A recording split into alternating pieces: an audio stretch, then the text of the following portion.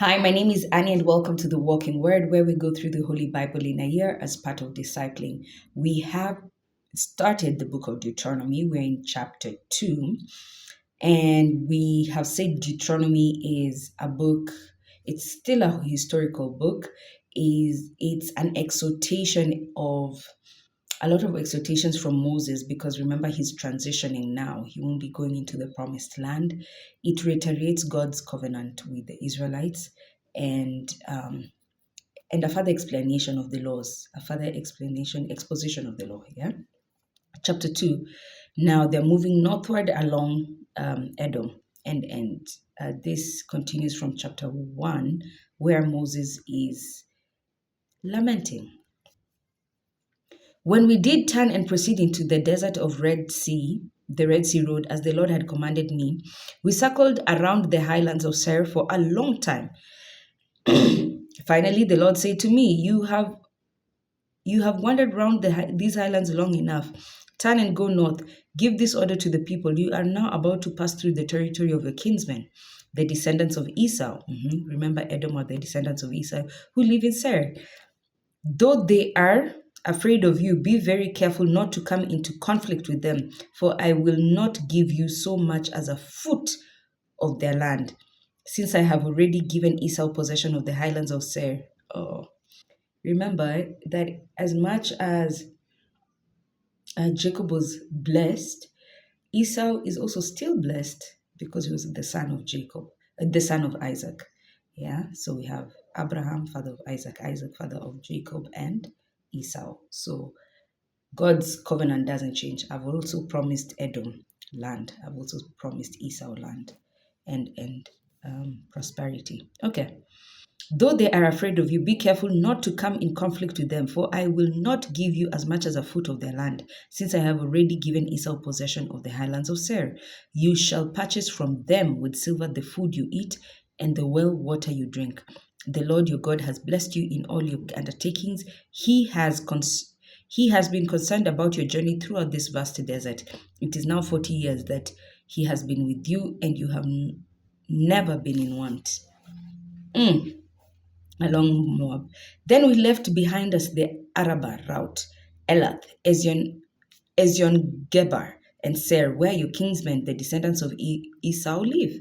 And we went on toward the desert of Moab. And the Lord said to me, Do not show hostility to the Moabites or engage them in battle, for I will not give you the possession of their land, since I have given Ar to the descendants of Lot as their own. Again, Lot was blessed in terms of ownership, probably by the virtue that he walked with Abraham. He walked with Abraham. Formerly known as Enim, lived there, a people strong and numerous and tall like the Anakim. Like them, they were considered Rephaim. It was the Moabites who called them Emin. In Seir, however, the former inhabitants were the Horites. The descendants of Esau disposed them, clearing them out of the way and taking their place, just as the Israelites have done in the land of their heritage which the Lord has given them. Get ready then to cross the Wadi Zered. So we crossed it. 38 years had lapsed between our departure from Kadesh Barnea and the crossing. In the meantime, the whole generation of soldiers had perished from the camp, as the Lord had sworn they would. Remember the older generation that were complaining, and God said they won't see the land, but their children will. For it was the Lord's hand that was against them, till he wiped them out of the camp completely. Now they're coming towards Ammon. When at length death had put an end to all the soldiers among the people, the Lord said to me, You are now about to leave Ar and the territory of Moab behind. As you come opposite the Ammonites, do not show hostility or conflict with them, for I will not give you possession of any land of the Ammonites, since I have given it to the descendants of Lot as their own. Remember Ammon? We discussed Lot. Lot had two children, the Moabites and the Ammonites. Two children by his daughters, the curse, that what we call the Ammonite curse. Um, it was an incestuous conception. Okay, we are in verse 20. And still you see the Lord's mercy, even as much as Lot messed up, and we see God's covenant keeping nature, his mercy and his covenant keeping nature. He still gave Lot some promised land, a promise. He kept his promise to Lot, regardless of how Lot and his daughters behaved. I mean, God is just so merciful and so loyal to his word. Verse 20 of chapter 2. This also was considered a country of the Rephaim from its former inhabitants, whom the Ammonites and Zamzumin, a people strong and numerous and tall like the Anakim. But these two the Lord cleared out of the way for the Ammonites, who ousted them and took their place. He had done the same for the descendants of Esau, who dwell in Seir, by the clearing of the Horites out of their way, so that the descendants of Esau have taken their place down to the present. So also the Kaphtorim, migrating from Kaphtor, cleared away the Avim, who once dwelt in villages as far as Gaza, and took their place.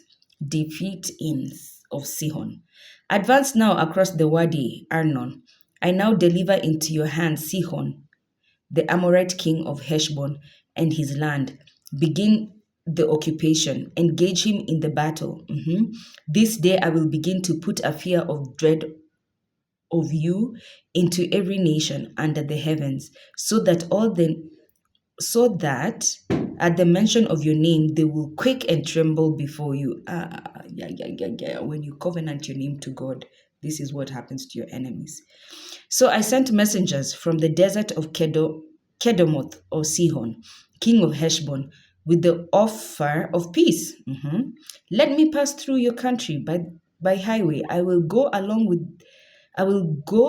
it without turning aside to the right or to the left. For the food I eat, which you shall supply, and for the water you give me to drink, you shall be paid in silver. Only let me march through, as the descendants of Esau who dwell in Seir and the Moabites who dwell in Ar have done, until I cross the Jordan into the land which the Lord our God is about to give us. But Sihon, king of Heshbon, refused to let us pass through his land, because the Lord your God made him stubborn in mind and obstinate in heart, that he might deliver him up to you, as indeed he has now done. So there's sometimes when we come across stubborn people, it's wise to have that conversation with God. God, are you making this person obstinate in order to reveal your glory to me? Because sometimes that happens, where God is showing you, chill, now watch. The same way he did with Pharaoh, made him so stubborn hearted, so stiff necked, in order to reveal his works to the Israelites, in order to strengthen their belief. Okay? Then the Lord said to me, now I have already begun to hand over to you Sihon and his land. Begin the actual occupation. So Sihon and all his people advanced against us in the battle of Jahaz. But since the Lord our God had delivered him up to us, we defeated him and his sons and all his people. At that time we seized all his cities and doomed them, and cleared them with their men, women, and children. We left no survivor. Our only booty was livestock and the loot of the captured cities. From Aroea, on the edge of the Wadi Arnon, and from the city of the Wadi itself, as far as Gilead, no city was too well fortified for us, to whom the Lord had delivered them up. However, in obedience to the command of the Lord our God, you did not encroach upon any of the Ammonite land, neither the region bordering on the Wadi Jabuk, nor the cities of the highlands. We continue in chapter 3, where Moses continues to, give this exhortation and his last words.